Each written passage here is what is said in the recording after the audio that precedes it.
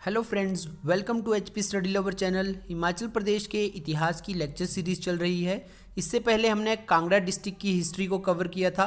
आज हम कुल्लू डिस्ट्रिक्ट की हिस्ट्री को कवर करेंगे। तो बात करते हैं कुल्लू के इतिहास के बारे में, जिसका प्राचीन समय में काफ़ी अधिक महत्व हुआ करता था। प्राचीन समय में इसे जो था वो कुलुत्त के रूप में जाना जाता था और महाभारत और विष्णु पुराण में भी इसका काफ़ी अधिक उल्लेख मिलता है। तो बात करेंगे कर्नल एपीएफ हार्डकोट ने जो अपनी पुस्तक लिखी है कुल्लू और लाहौल स्पीति में, उसमें भी इसका वर्णन किया है। तो प्राचीन समय में कुल्लू जो था वो 7 वजीरियों में विभाजित था और इसमें जो था 7 वजीर शासन किया करते थे। तो ये 7 वजीरियाँ थी। वजीरी परोल जो कि आज के समय का मेन कुल्लू है, और उसके बाद आती है वजीरी रूपी जो कि पार्वती और सैंज नाला के बीच का इलाका है। उसके बाद आती है वजीरी लग महाराज। ये जो लग महाराज वाला क्षेत्र था ये सुल्तानपुर और बजोरा वाला क्षेत्र है। उसके बाद आती है वजीरी भंगाल जो आज के समय में बड़ा भंगाल के रूप में जाना जाता है। उसके बाद वजीरी लाहौल जो कि दक्षिण पूर्वी लाहौल है आज के समय का। उसके बाद आती है वजीरी लगसारी जो फोजल और सरवरी खड्ड के बीच का इलाका है। उसके बाद आती है वजीरी सिराज जो कि जलोड़ी दर्रे के आसपास का क्षेत्र है। तो इस तरह से जो कुल्लू था वो 7 वजीरियों में जो था विभाजित था प्राचीन समय में। तो बात करते हैं कुल्लू की जो स्थापना है वो बिहंग मणिपाल जी के द्वारा की गई थी, और बिहंग मणिपाल जी ने 360 ईस्वी में जो था कुल्लू को स्थापित किया था। ये जो थे वो प्रयागराज से आए थे। ये प्रयागराज से होते हुए हरिद्वार से होते हुए जो थे वो कुल्लू पहुंचे थे और इन्होंने जो था कुल्लू की स्थापना की थी। ये जो थे वो अपने पुत्र पचपाल, अपनी रानी और पुरोहित उदयराम के साथ जो थे वो कुल्लू में आए थे।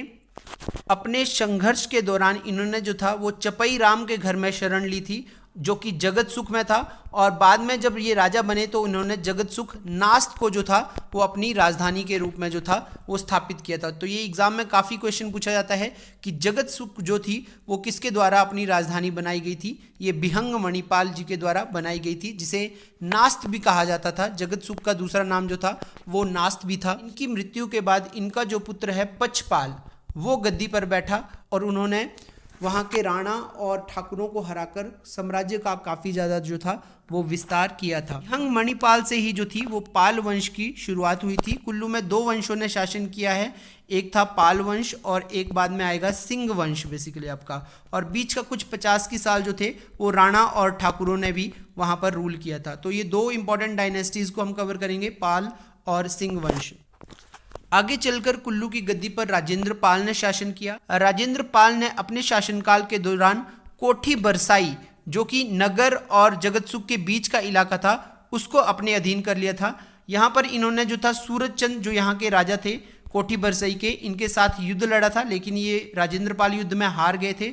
जब सूरजचंद की मृत्यु हुई तो अपनी गलती को सुधारने के लिए उन्होंने जो था उनकी बेटी सुंदरी से जो था विवाह कर लिया था और साम्राज्य को जो था वो अपने अधीन कर लिया था। तो कोठी बरसई जो रियासत थी उसको राजेंद्र पाल ने अपने अधीन किया था। आगे बात करते हैं विशुद्ध पाल। विशुद्ध पाल से इंपॉर्टेंट एग्जाम में क्वेश्चन बनता है कि जो जगत सुख से राजधानी नगर किसने स्थानांतरित की थी। तो पहले जो राजधानी थी वो जगत सुख थी जो कि बिहंग मणिपाल जी के द्वारा स्थापित की गई थी।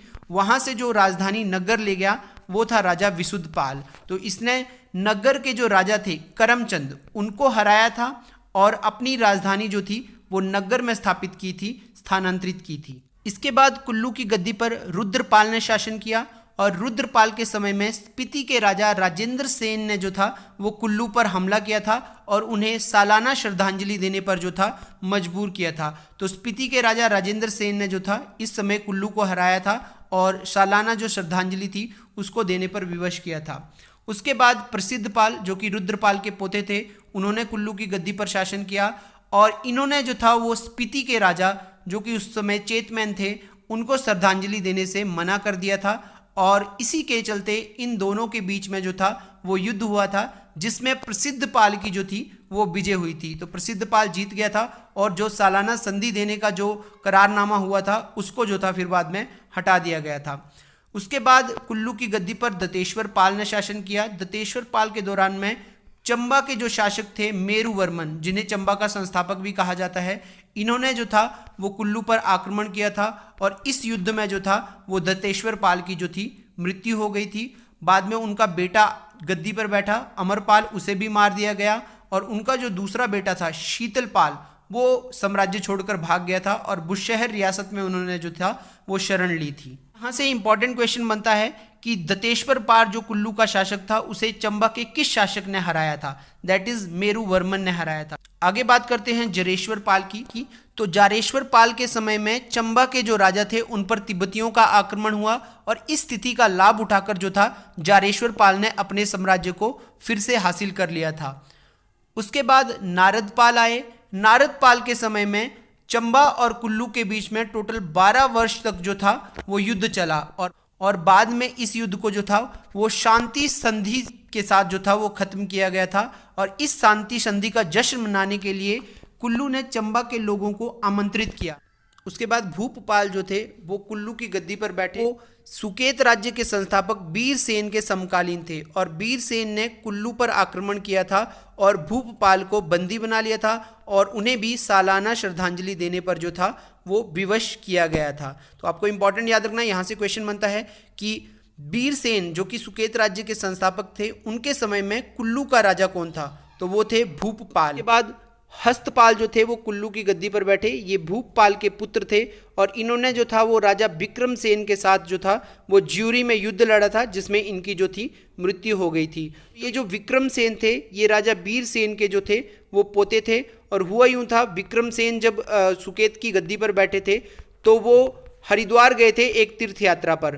तो पीछे से उनका जो भाई था त्रिविक्रमसेन वो जो था वो गद्दी पर बैठ गया था, ठीक है, और उसने जो था हस्तपाल के साथ मिलकर जो था वो विक्रमसेन को मारने की एक साजिश बनाई थी और जिसके बाद इन तीनों में जो था विक्रमसेन, त्रिविक्रमसेन और हस्तपाल इनके बीच में ज्यूरी में एक युद्ध हुआ था जिसमें त्रिविक्रमसेन और हस्तपाल जो थे वो दोनों मारे गए। उसके बाद कुल्लू की गद्दी पर सूरतपाल बैठे और उन्होंने लक्ष्मण सेन के शासनकाल में, जब सुकेत साम्राज्य के राजा लक्ष्मण सेन थे तो उस समय जो था अपने राज्य को मुक्त करवाया था। इसके बाद कुल्लू की गद्दी पर उचितपाल बैठे और उन्होंने जो था तिब्बत पर आक्रमण किया था और बाद में जब उनकी मृत्यु हो गई थी तो तिब्बत के राजा लाचन उत्पल ने जो था वो दोबारा कुल्लू को अपने अधीन कर लिया था। आगे सिकंदरपाल जब गद्दी पर बैठे तो उन्होंने दिल्ली से मदद मांगी थी और कुछ इलाकों पर जो था वो दोबारा कब्जा करने में सफल हो गए थे।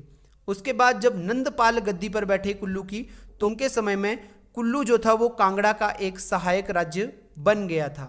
आगे बात करते हैं राजा उर्दनपाल की। तो उन्होंने जगत सुख में एक बहुत ही महत्वपूर्ण मंदिर की स्थापना की थी, दैट इज संध्या देवी। तो ये एग्जाम में क्वेश्चन पूछा जाता है कि संध्या देवी मंदिर कहाँ पर है? तो ये जगत सुख में है, कुल्लू में है और इसे राजा उर्दनपाल जी के द्वारा बनवाया गया था। पाल वंश के जो अंतिम राजा थे वो थे कैलाश पाल और इन्होंने जो था लगभग 1450 तक शासन किया। इसके बाद जो था वो वहाँ के जो सामंत थे, जो राणा और ठाकुर थे, उन्होंने जो था लगभग 50 वर्षों तक कुल्लू में शासन किया था और इसके बाद जो था वो सिंह वंश ने जो था आगे रूल किया था। आज का लेक्चर, आई होप आपको ये वीडियो पसंद आई होगी। इसी तरह की वीडियोस को देखने के लिए हमारे चैनल को सब्सक्राइब कर लीजिएगा।